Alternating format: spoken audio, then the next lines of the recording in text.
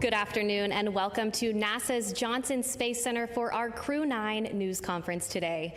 We are joined today here in person with our Crew 9 astronauts Nick Hague, Suni Williams, and Butch Wilmore. We'll be taking, before we do that, we'll kick it off with some opening remarks from our crew. Nick, go ahead.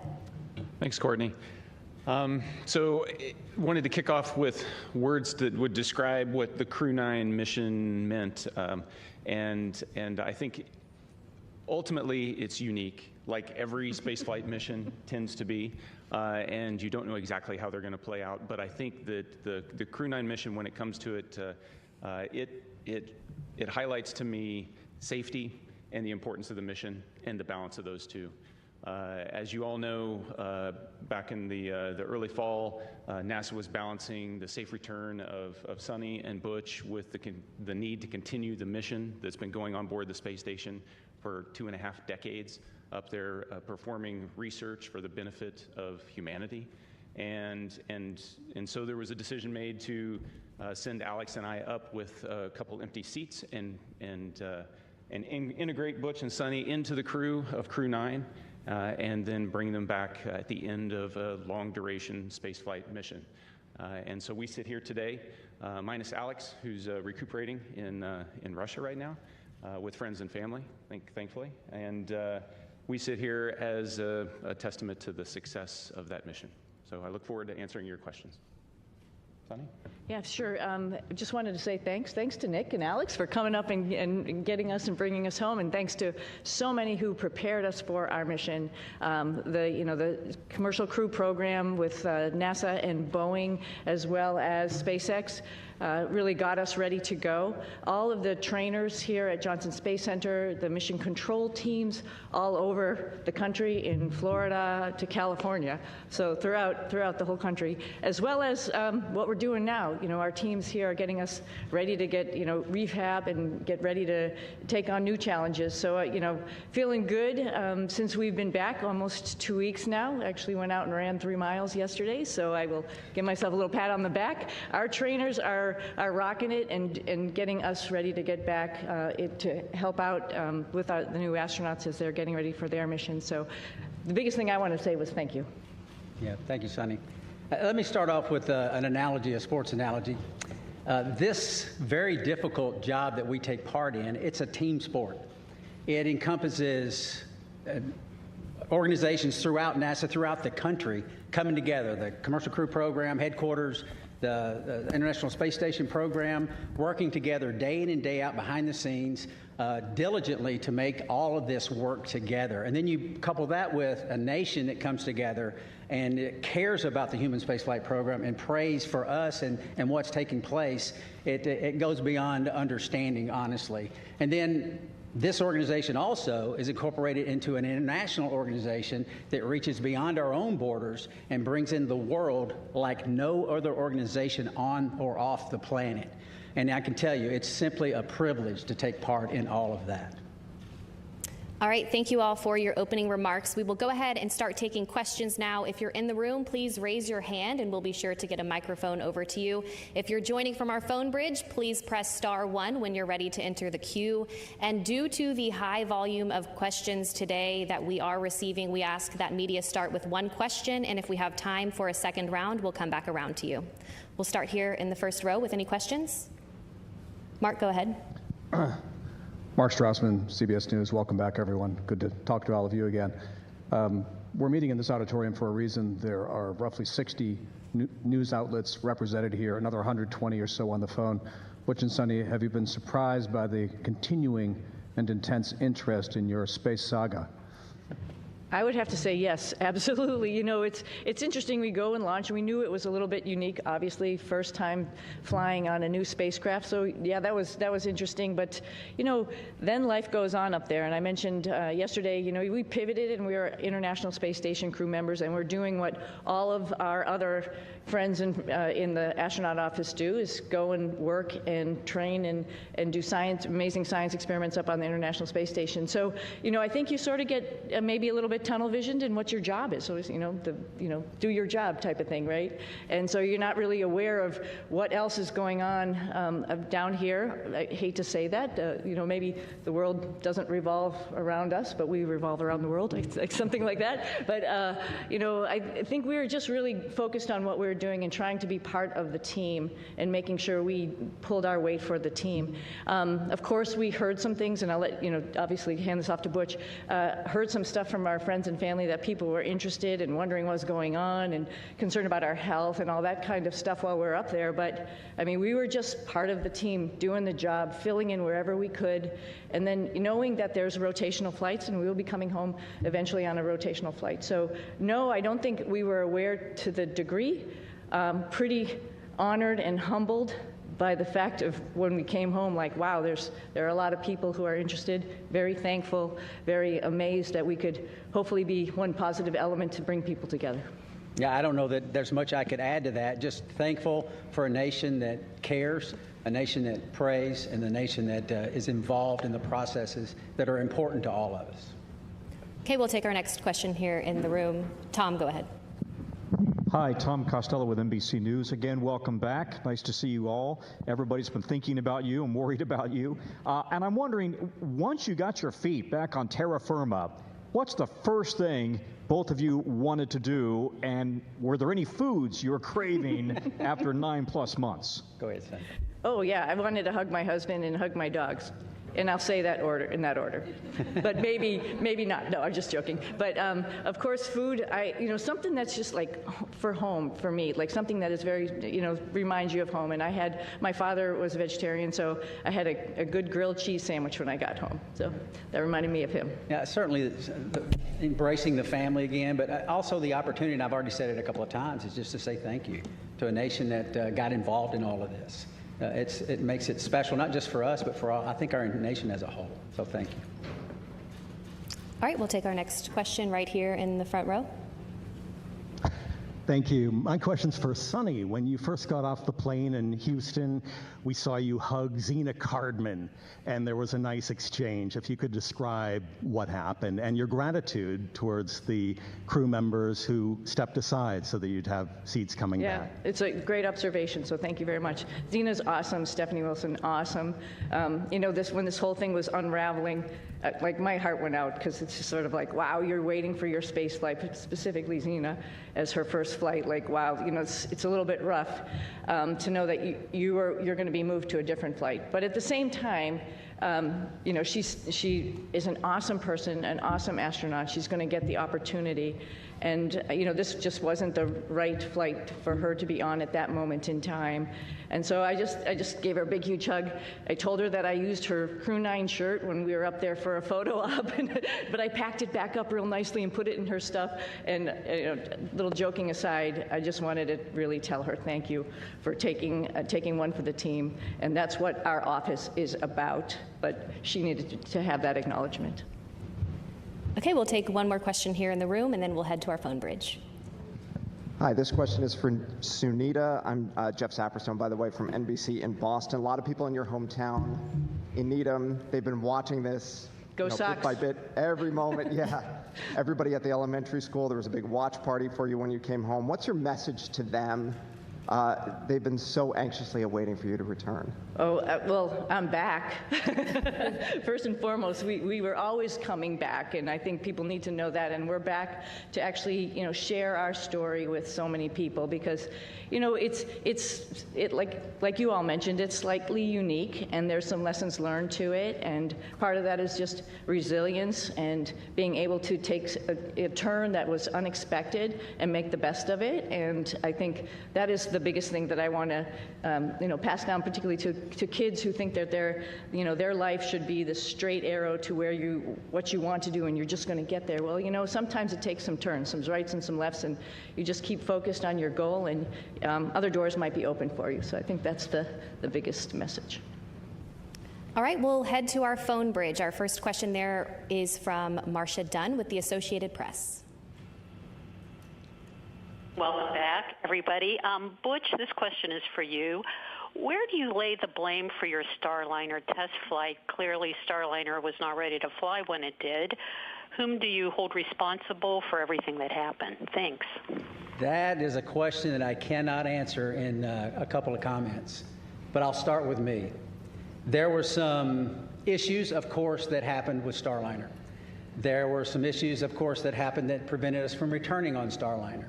And I'll start with me. There were questions that I, as the commander of the spacecraft, that I should have asked, and I did not.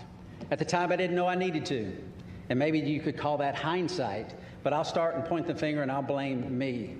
I could ask some questions, and the answers to those questions could have turned the tide.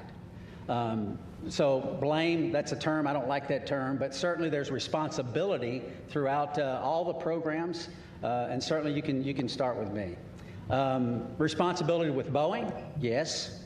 Responsibility with NASA? Yes. All the way up and down the chain. We all are responsible. We all own this. And we are, in this business, trust. You cannot do this business without trust. You have to have ultimate trust. And for someone to step forward and these different organizations say, hey, I'm culpable for a part of that issue, that goes a long way to maintaining trust. So we're not going to look back and say this happened or that happened and that person's or that issue or that entity's to blame. We're going to look forward and say, what are we going to use our lessons learned from this whole process and make sure that we are successful in the future. This is a tough business. The analogy about it is it's always a curvy road. It's never straight in this business. And minimizing those curves and being systems and processes in effect to prevent some of these curves is what we have to do as we leave low Earth orbit and go beyond to the moon and beyond that. So we're going to look forward, and that's the focus. All right, our next question on the phone bridge is from Anthony with Spectrum News. Hello, welcome back, everyone. It's nice seeing everyone return healthy and safe. I have a question for both you, Sunny, and Butch. Given the opportunity, would you guys go up on Starliner again? Yes, because we're going to rectify all the issues that we encountered. Yeah. We're going to fix them. We're going to make it work. Boeing's completely committed. NASA is completely committed, and with that, I get on in a heartbeat. Yeah, I would agree. The spacecraft is really capable. There were a couple things that need to be fixed, like Butch mentioned, and folks are actively working on that. But it is a great spacecraft, and it has a lot of capability that other spacecraft don't have. And to see that thing successful and to be part of that program is an honor. Yeah. Our next question is from Jackie with the Times of London. Yes, hello, and welcome back to Earth. I wondered about the stuck, stranded, marooned narrative, and to what extent were you aware of that narrative playing out around that down here, and has that been frustrating for you to have to address? Thank you. I'm sorry, that was a little garbled. The stuck maroons narrative. Oh, stuck maroon. Oh, the stuck maroon narrative. We heard about that. Yeah, we heard about that. Somebody mentioned that. We've said this before. We had a plan, right? The plan went way off for what we had planned, but because we're in human spaceflight, we prepare for any number of contingencies because this is a curvy road. You never know where it's going to go. We prepare for this. So we, as Sunny used the term, and it's a great term, we pivoted to all that training we did that we didn't think we needed to do, and a lot of people didn't think we needed to do, but we did it anyway, as we pivoted to this other preparation, and that is what makes human spaceflight, your human spaceflight program, special. It is hard, like I said, and preparing for any number of contingencies is what we do. It happened to be me and Sunny involved in this, but it could have been any one of the astronauts. There's 40 or so of us eligible for assignment. It would have been any one of us that would have been in the same situation, or could have been in the same situation, and would have done the exact same thing that we did, because they would have gone prepared just like we did. Yeah, and one addition to that, this is a lot bigger than Butch and myself, like we've talked about already. This is the International Space Station program, and there's a lot of wheels that are turning and wickets that we have to go through to get people up to the International Space Station to do all of the amazing science that we're doing up there. We recognize that, we know that, just like anybody else in the astronaut office, and we came, as Butch has mentioned before, prepared, and we were ready to do that pivot and be part of that bigger thing that's not just about us, knowing that everybody on the ground, there's a huge team of people, like I quickly mentioned in my quick thank you, but there's a huge group of people who are looking at the whole program and understanding how and what was the best time and way to get us back home. We knew that, and we were ready to wait until that decision was made, and that was fine. And I'll also add that we're grateful for people that, I don't think they were looking just at us, when they make recommendations. We can do this, we can do that. They're looking what's best for the human spaceflight program, for our nation's goals. They're not looking just about Sunny and Butch. And we appreciate those entities that do that and reach out and say, hey, we can do this, we can do that, we can do that. And NASA says, hey, we got a plan, we came prepared, here's what our plan is, and we think this is the best plan because it doesn't disrupt the flow of how these missions lay out. So, and that's the one we went with. All right, we'll take our next question here in the room. Andrea, go ahead. Thank you guys for being available today. So your mission became unusually political. Given your experience, do you think other astronauts are going to get nervous that they could be caught in the middle of a political fight? And is there a point where, this starts to jeopardize safety of a mission when you start looking at all these politics that come into play? Thank you. I think Nick's got some good insight on that. Good job.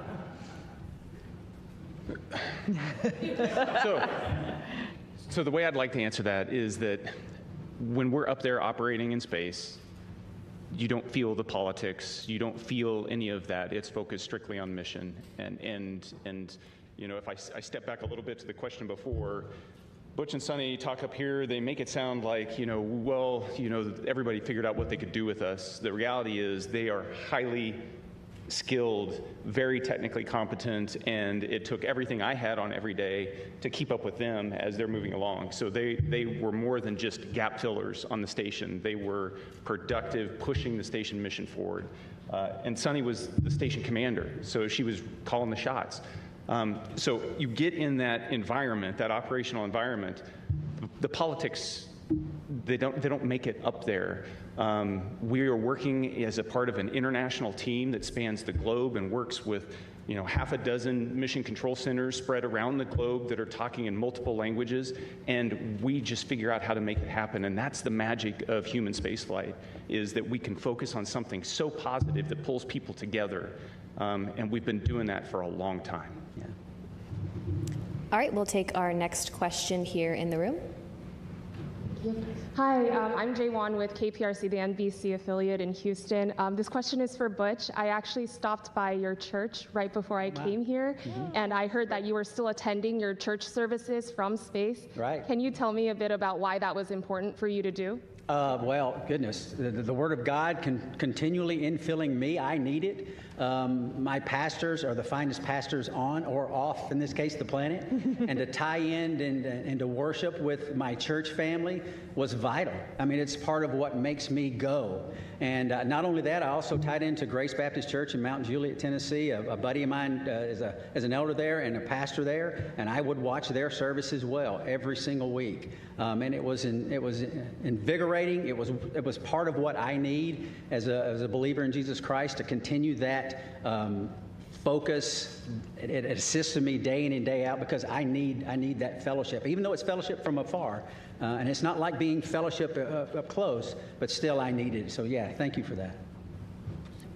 Okay, we'll head back to our phone bridge. Next up is Ryan with NASAspaceflight.com.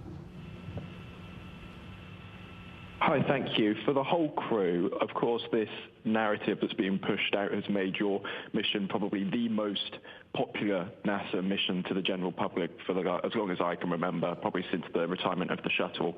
But for the whole crew, do you think this extra attention has been a net positive or a net negative for the agency's sort of popularity and the spaceflight industry as a whole? Thank you.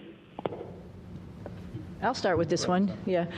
You know, it's, again, an honor that actually people were paying attention. And I'm very thankful that people are paying attention. And, you know, sometimes good news, bad news, it's just news, and it's good for space exploration, and that's what we're all about. You know, our mission, of course, building and working on the International Space Station was just awesome, and we all had the opportunity to do that. But we also have bigger goals of exploring our solar system, going back to the moon, going on to Mars.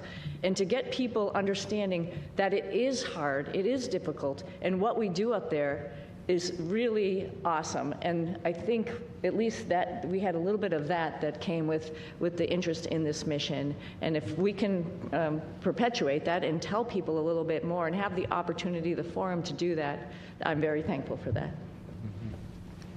All right, our next question is from Nicole with the Canadian Broadcasting Corporation. Hi there. Could you perhaps talk about how difficult it was being away from your friends and family, particularly since you hadn't prepared for that?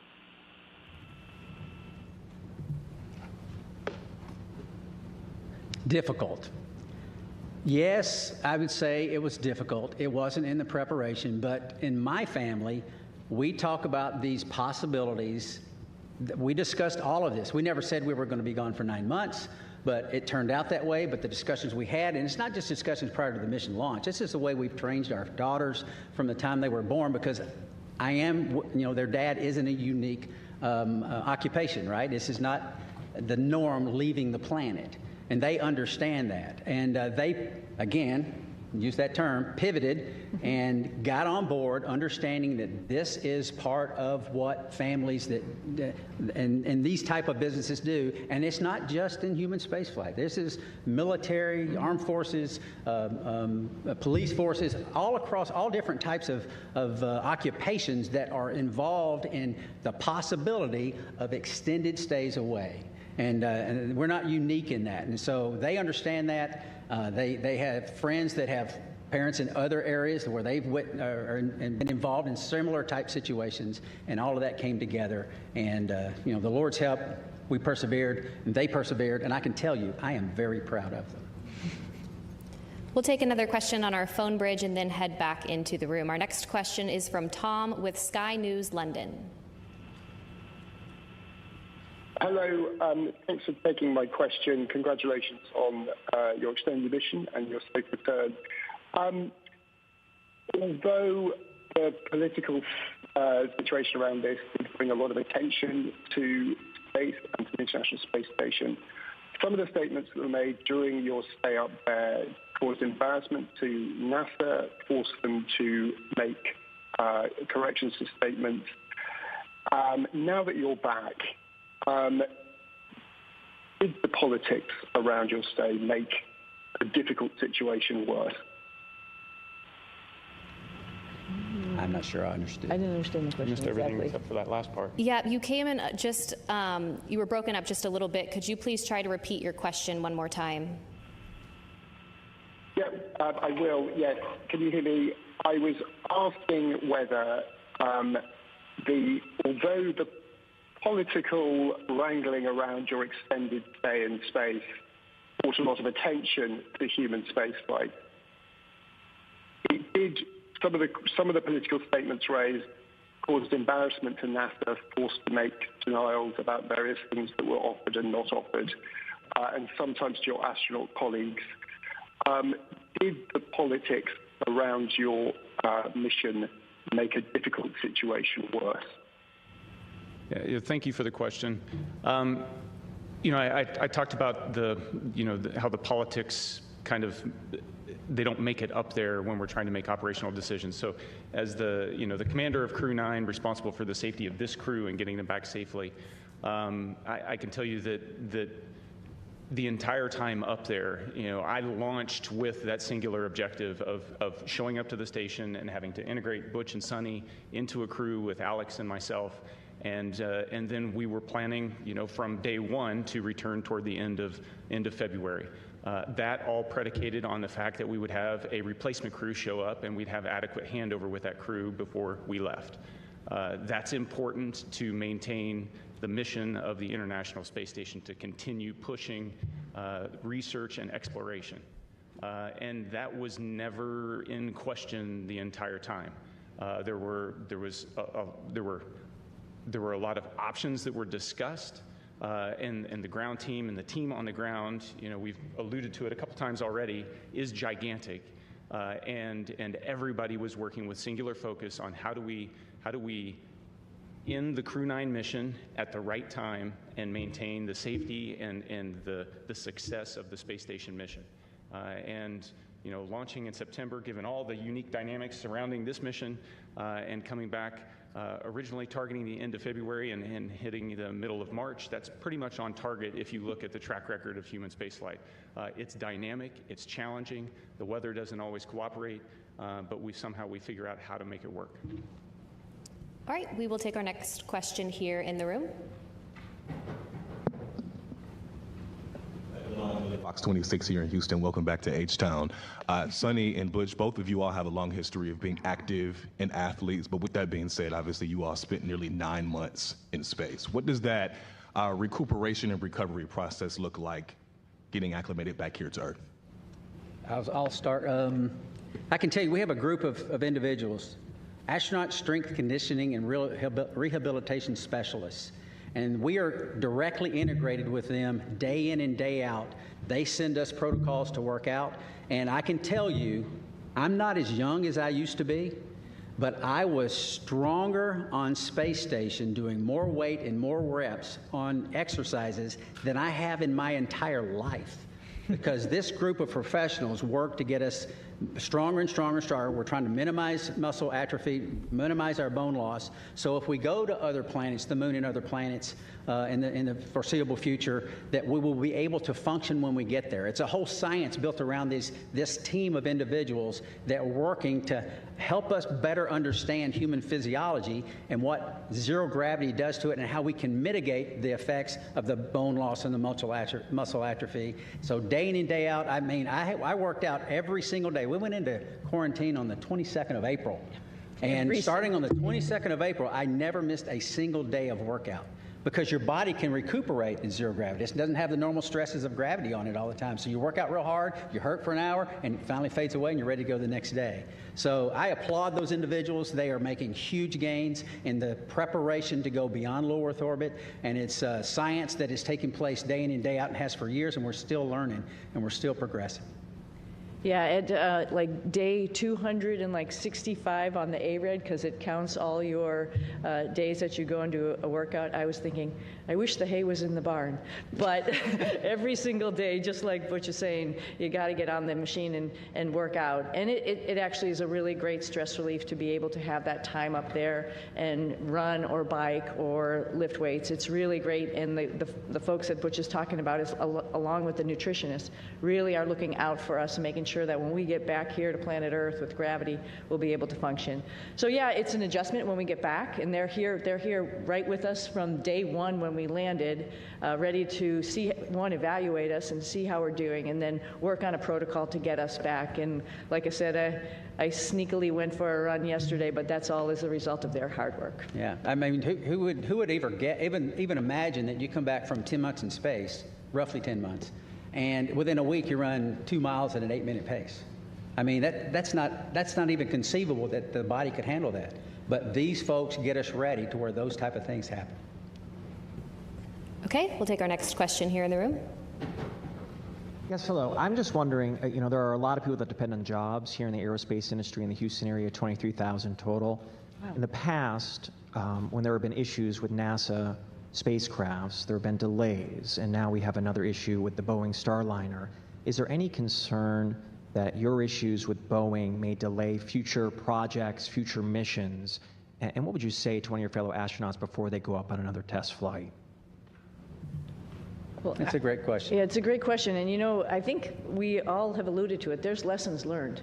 And that's like a piece of hope, right? We're not just sitting here doing the same thing over and over again, and we're learning from every mistake potentially, or maybe a decision that we've made and how we could make that better and do better the next time. When we go to the moon, we won't have an International Space Station to maybe take a stop at. We really have to get it right. And because of our mission, I think that highlighted some areas where maybe we need to work on and get it right for our fellow astronauts. I think they're encouraged by that, right? You learn and you move on and you get better. And I think that's part of the learning process. It's part of the exploration process. I mean, we are scheduled on Wednesday to meet with Boeing leadership, the program managers, senior chief engineers, to discuss some of these issues. They want to come together with us, Sunny and myself, because we lived through this with them, and get on board with what the future looks like. And having flight crew with background in test and acquisition involved in the processes going forward to make sure that we're dotting every I and crossing every T. But still, that doesn't mean that you're guaranteed success in anything. Like we've said many times, this is a tough business. And we're learning all the time to go further and further and further. We'll take another question here in the room. I'm Chang from New York Times. This is for all you guys. I was wondering if you could sort of talk about your personal future. Sorry. There's been a lot of talk about this uncertainty about the future of the human spaceflight program, suggestions that ISS should be deorbited in a few years, there should be a pivot from the moon to Mars. How do astronauts feel about these potential changes? And, you know, 3 years is a lot longer than 8 months. So we've each been able to do multiple missions to the space station.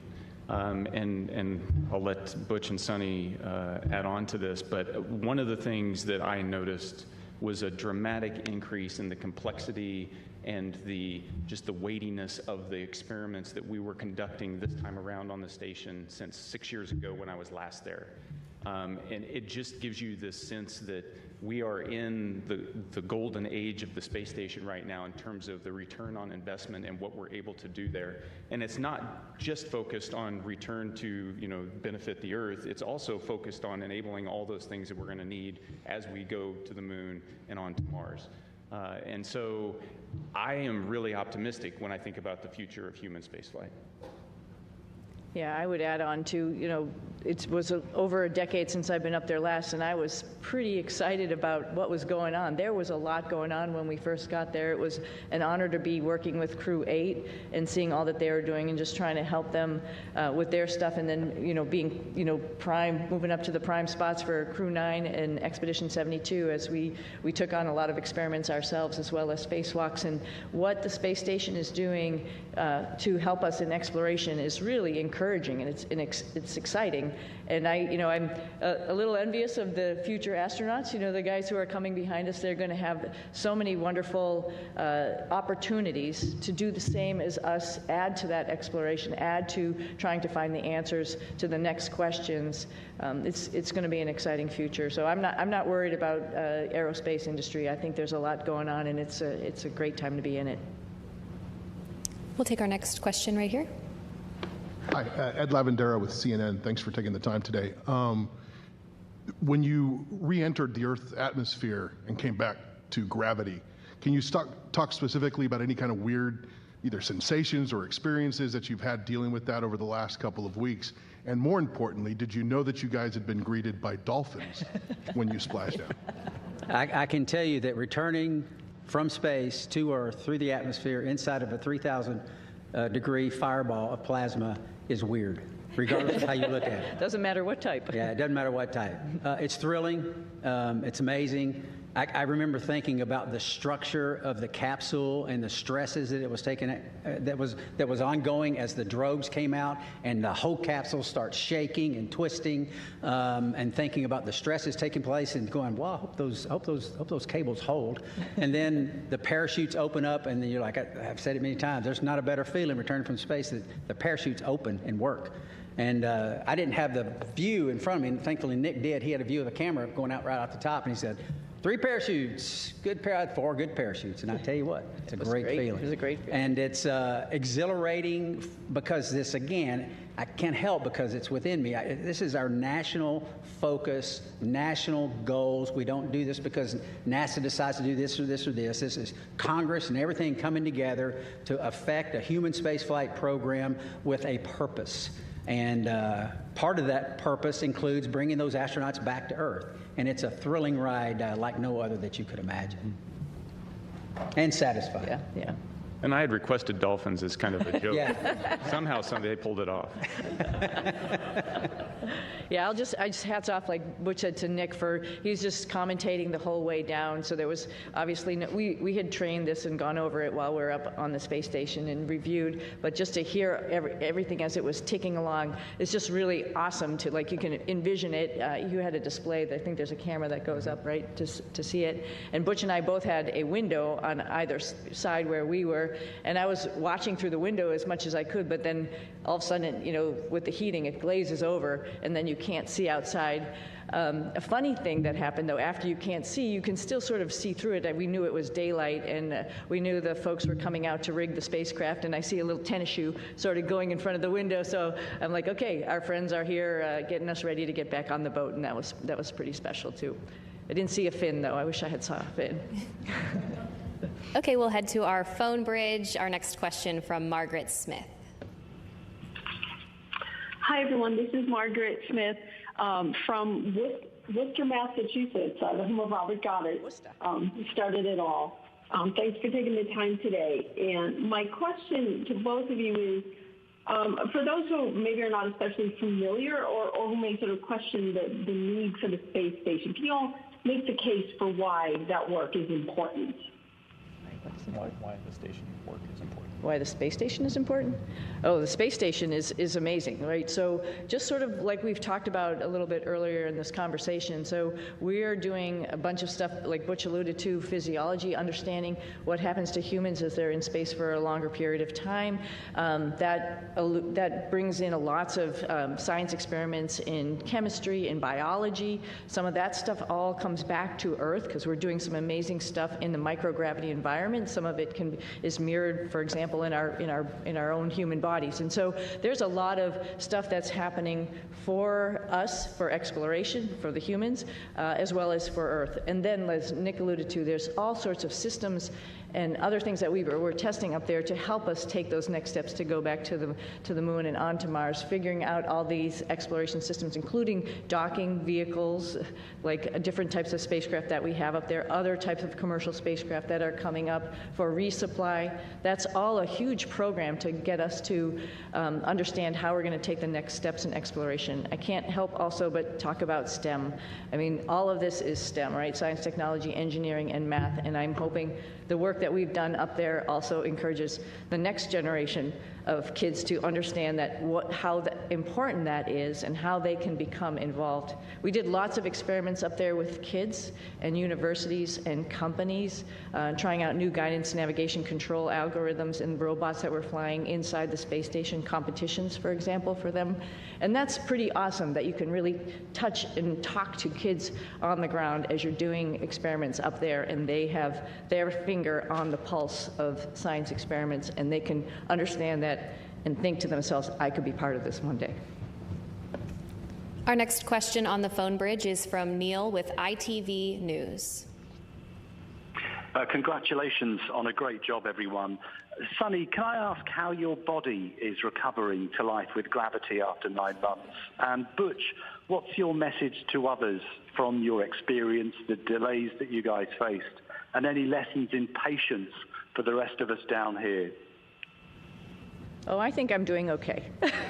I was just joking around and showing off a little bit, but no, seriously, we talked a little bit about our group, the Astronaut Strength Reconditioning folks that are getting us back in shape, and every day feeling better and better. It's pretty much a miracle to see how your human body can adapt. I mean, the first day we got back, when all of us came down the ladder and greeted everybody, it was we were all a little bit wobbly at that time, and it's amazing within 24 hours how the neurovestibular system kicks in, your brain understands what's going on. And then the agility and the weightlifting that occurs in the next week that makes you feel good enough to actually, like I mentioned, go out, run, actually lift weights, get in there, do squats and deadlifts and stuff already. That's pretty incredible. So I knew it was going to happen. We all knew it. We've all flown before. We all knew that there's just this little bit of a hump to get over, and then you can get back on it. Hope to do a couple of races in the springtime. Yeah, I think the clear message is that, like I said when I started, it takes a team. It takes a team of motivated and passionate individuals. We don't have a human spaceflight program. You don't have folks sitting up here in a blue suit without the massive team that's making it all happen. We get to ride the pointy end of the rocket. It is wonderful. We get to go to the space station. We're the arms and the eyes for PIs here on Earth. They're the ones that are doing the hard work. We're just setting up and doing and switching and changing. So it takes a team, and I would say any part of this team is a great and wonderful place to be, and because we're proud of all of them, because we don't have it without them. Our next question is from Marcia Smith with Space Policy Online. Thanks so much for taking my question. Butch, you mentioned that you were going to be meeting with the Boeing leadership to talk about Starliner, and I'm wondering, are you surprised that after all these months, I mean, it's been almost, 7 months since Starliner landed, that they still haven't resolved all these problems? And will you and Sunny be assigned to work with them over these next many months getting Starliner ready? Okay, so a couple of questions there. Am I surprised? I'm not surprised. I mean, this, like we've said it several times again, human spaceflight is hard. It's not that no work has been done to this point. There's a great deal of work being done. But we have insight that not many other people have. We worked this program for 6 years before we launched. We talk to everyone up and down the chain of command, and we have insight that other people don't have. And we want to share that as much as possible. We tried to share it from orbit, but that's hard, right? We're not face-to-face is how you communicate. It's very difficult to communicate when you can't even see the other person that you're talking to. So we've had some conversations, but now it's time to get serious and get together and talk about some of these issues and some of these things, and get us, and not get us. We're already tracking on the right path, but maybe a little tweaking here and there because of some insight that we'll be able to give them. That's the purpose of that meeting. And they're eager to do it, as are we. We'll take our next question here in the room. Jacob Rascone, KHOU 11. I wonder what you would say about the life lesson I think we can all relate to. We've all made plans, we've all been excited about those plans, and we've all watched those plans kind of fall apart. What would you say about what allows you to meet the moment with courage, with serenity, or maybe you didn't, internally. But what would you say about that life lesson I think we can all relate to? Well, I'll start. I'm sure you want to add, both of you, because I think every flight is a little bit different than what you go in planning it to be. It doesn't matter if it was this one or many other flights or many things in life, just like you alluded to, right? I think the go-to thought there is, what is the opportunity in front of me? Like, it's not a missed opportunity, it's actually another opportunity that I didn't really think about, and wow, that opens a lot of, like I mentioned earlier, a lot of doors or a lot of things to learn. I think it's great. I think that's the opportunity, that's the point, I think, of the whole thing, is like, when something doesn't go your way, you just have to take the blinders off and look around you and see what other really great things are waiting for you. And then just take advantage of that. Learn as much as you can while you're wherever you are, whatever your situation is, and move on from there, and then share that lesson. Well, I sort of had a similar question on orbit, and I think my answer would be similar. Life is our life, all of our lives are bound up in many things. For me, and it's faith in my Lord and Savior, Jesus Christ. He is the end-all, be-all. He forgives us. He teaches us when his word says about being content in all situations because he's working out his plan and his purposes for his glory and our good. And I believe that because the Bible says that. And that's the message that I lived. We lived it. My family lived it. We taught them these things throughout their lives. And that's contentment. It doesn't mean always happy. It doesn't mean there's no pain. But content and knowing that God's in control, sovereign God's in control, working out his plan and his purpose. And you might say, well, goodness, that wasn't a very good thing. God did that. Well, he's working out his plan and his purpose. I mean, who's lived a life without pain? I mean, no one. That's the nature of existence. Who's lived a life without sorrow? Who's lived a life without challenges? It grows us. We learn from it, and that's the focus that I try to take from it. Is what's the Lord trying to show me, and what's he teaching me? Because there's so much to learn in life, and there's so much to learn from this evolution. And I think we're all, I know my daughters are better off for it, and I'm grateful for that, and I think we are as well. If there's any additional questions here in the room, please be sure to raise your hand and we'll get a microphone over to you. In the meantime, we'll head over to the phone bridge to Josh with space.com.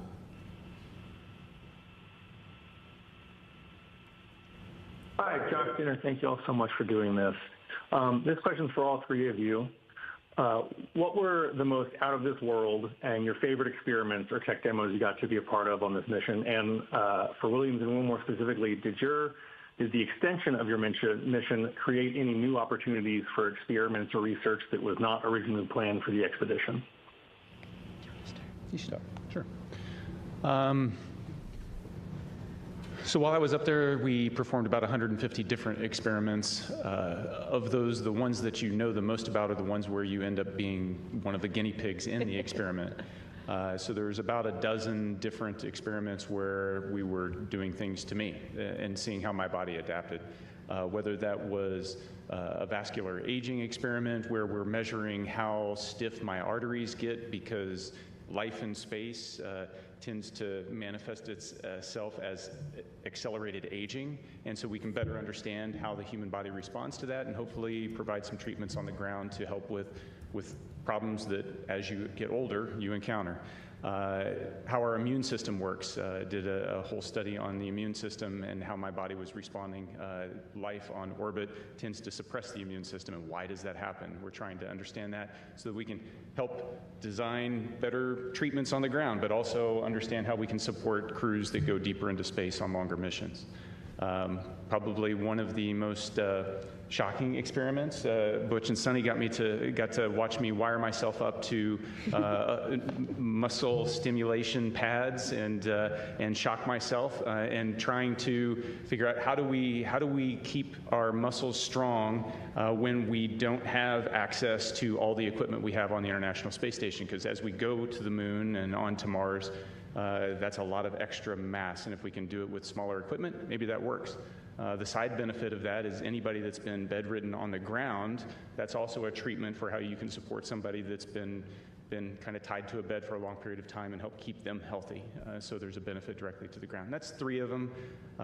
They're all interesting, and I'm one of many subjects, and it takes years to get enough subjects to go through the space station to be able to generate enough data to draw some conclusions. And so that's why research up there takes a long time. But the value is clear. Just very briefly, there's some medications on Earth that work well with a certain age group, but the same medication doesn't work so well with another.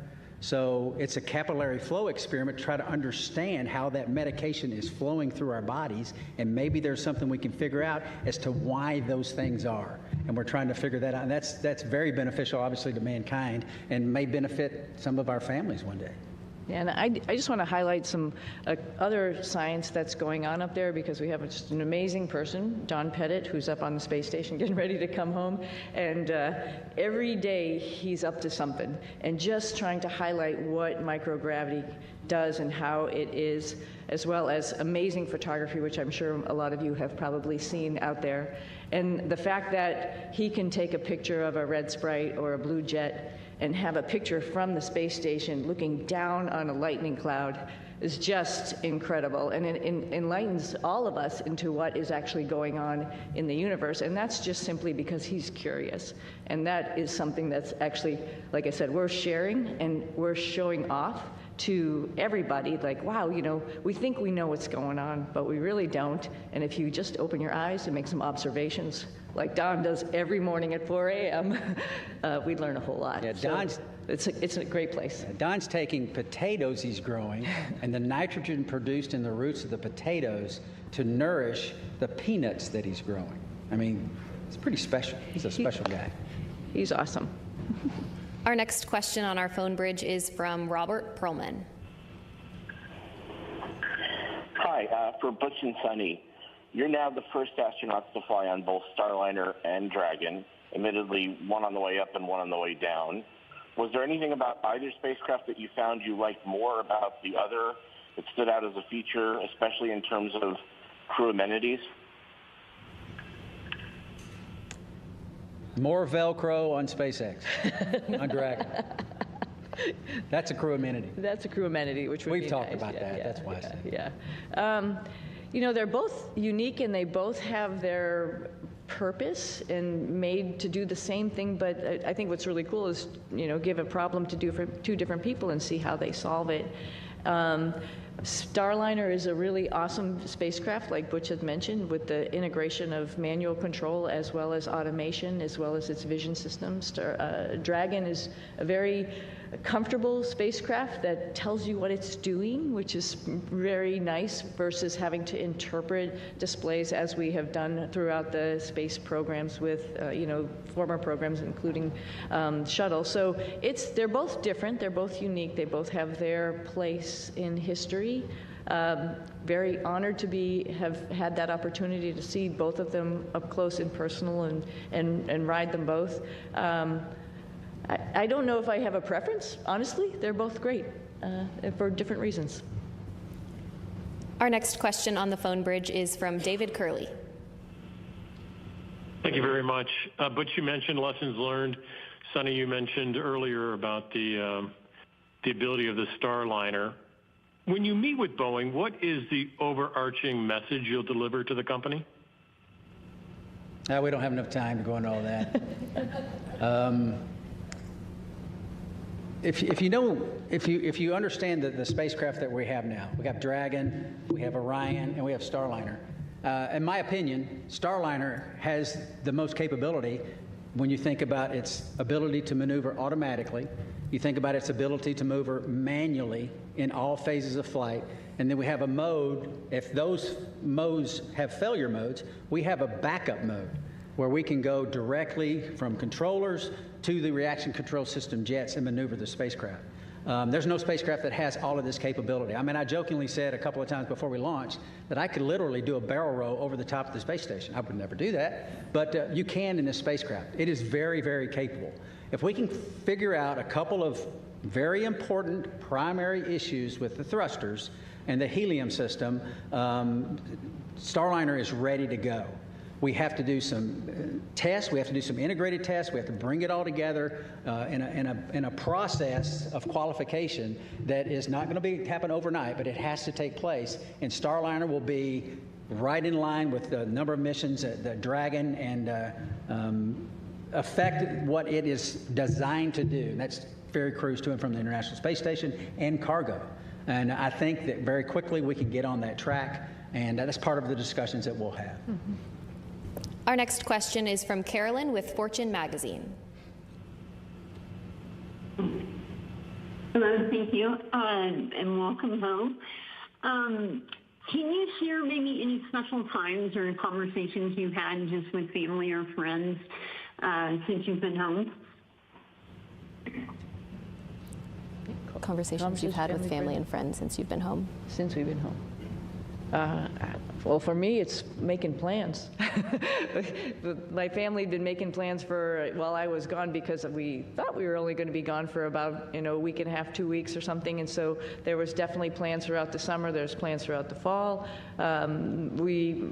Personally, we have a house up in New England, and my husband's been talking about when we're going to get up there and do a lot of fun stuff up there. And I think that's probably appropriate when it gets hot and humid here in the summer, right? Take a little reprieve up there. So those are mostly the conversations about just like, what's next? What's next on the list? What else do you want to do?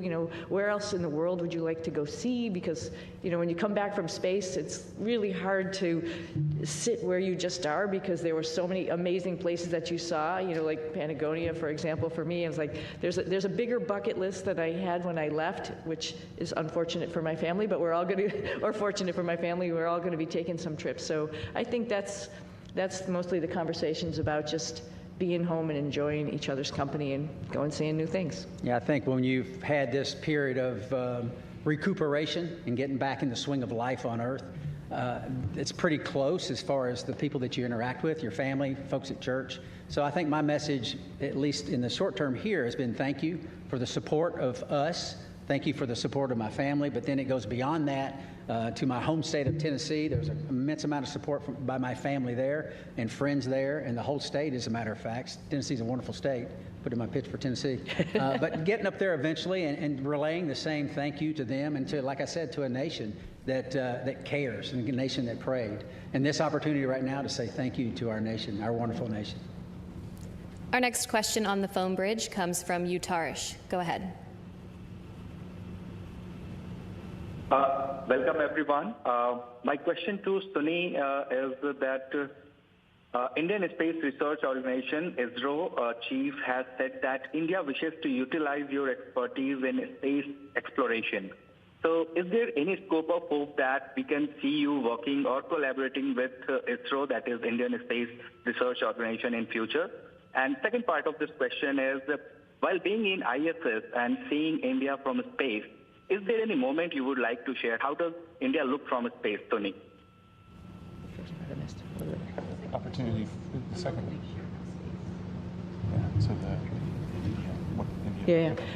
Let me address the second question real quickly.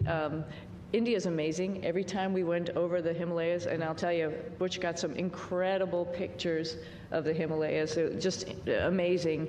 And you can see, like I've described it before, just like this ripple that happened, obviously when the plates collided, and then as it flows down into India, it's many, many colors. I think when you come from the east going into like Gujarat and Mumbai, the fishing fleet that's off the coast there gives you a little bit of a beacon that here we come. And then all throughout India, I think the impression I had was it was just like this network of lights from the bigger cities going down through the smaller cities. Just incredible to look at night as well as during the day, highlighted, of course, by the Himalayas, which was just incredible as a forefront going down into India. I hope, and I think for sure, I'm going to be going back to my father's home country and visiting with people and getting excited about the first, or not the first, but the Indian astronauts who's going up on the Axiom mission coming up.